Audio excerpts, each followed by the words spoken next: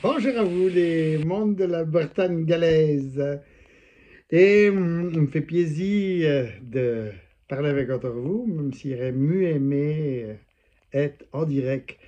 Mais bon, on est de même. Ici à Pounir, ils sont là, donc en territoire de la Nouvelle-Aquitaine. Donc, que vous dire? Je peux parler rien que de mon expérience là. Nous, au niveau de Poitevin, Saint-Onget, déjà Poitevin, Saint-Onget, vous savez qu'on a de polémique parce que Saint-Onget qui ne veut pas que le Poitevin s'est mélangé avec le Saint-Onget. Enfin, vous savez bien ce que la vérité, l'authenticité, la pureté de la langue, toujours la grande affaire.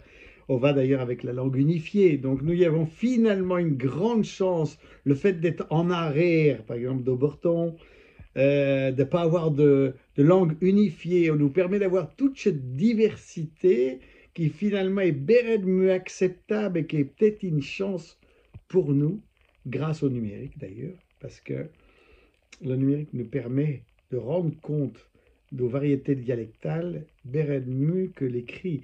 Depuis deux années, depuis le temps qui était à DPLO, Défense et Promotion des langues d'Oil, on fait déjà un moment. L'obsession était l'écrit, l'obsession était l'outil. On peut comprendre dans le contexte de l'époque. Le problème, on l'a toujours été de même. Et avec deux mondes qui étaient pétris de culture dominante et qui avaient reproduit les mêmes outils d'oppression à leur niveau de langue. On est quand même un peu dommage.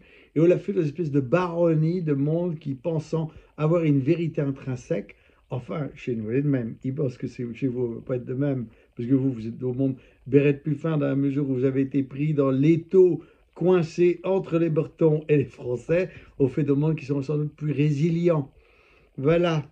Hein, nous, en Vendée, on les foutus parce qu'on n'a pas de politique culturelle au niveau du Pays de la Loire, qui n'existe pas, comme vous le savez sans doute.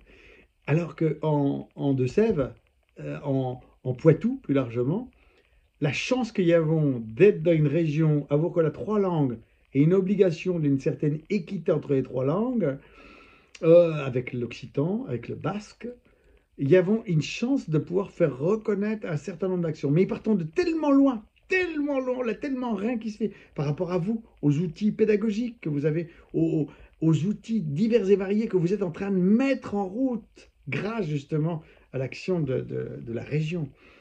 Ils pensent qu'on a moyen encore de faire nos affaires. On n'est pas grogné, hein. Ça savez pas, nous n'avons pas d'école. Et ça, c'est un grand dommage. La transmission chez nous est très empirique. Et puis, surtout, il manque de sex appeal. Ça a été une autre affaire qu'il voudrait dire. Alors, après, le numérique, qui me semble être un outil fondamental pour les temps à venir, pour nous, pour ce qui peut encore se gagner. La deuxième affaire, il crée que on l'est ça, et le récit qu'ils faisons de nous-mêmes. La manière storytelling. La manière qu'il y avons de vendre notre langue. Notre langue est bien moins bien marketée que le Breton. Roison Park, au Mu, forcément. Donc, on a une affaire chez nous qui n'est pas encore affriolante et qui ne donne pas envie à nos gènes de faire affaire avec nos langues. Et ils pensent que pour ça, il faut qu'on ait des figures emblématiques. Ils manquent d'artistes sur le devant d'Openay.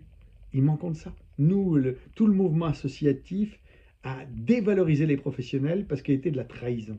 Alors qu'ils pensent qu'il faut qu'il y ait à un moment donné deux artistes emblématiques dans n'importe quelle langue pour qu'il y ait une identification. Et nous, il faut qu'essayons plus drôle, il faut de la malice, il faut de la manière, il faut marketer la langue pour arriver à la faire durer. Si voulons qu'on ait une chance de la faire survivre au temps qui venant, faut en dire une autre récit. Et ils n'y avons pas encore trouvé la mousse. Donc, ces affaires-là, moi, il serait heureux d'échanger avec vous, mieux que ça.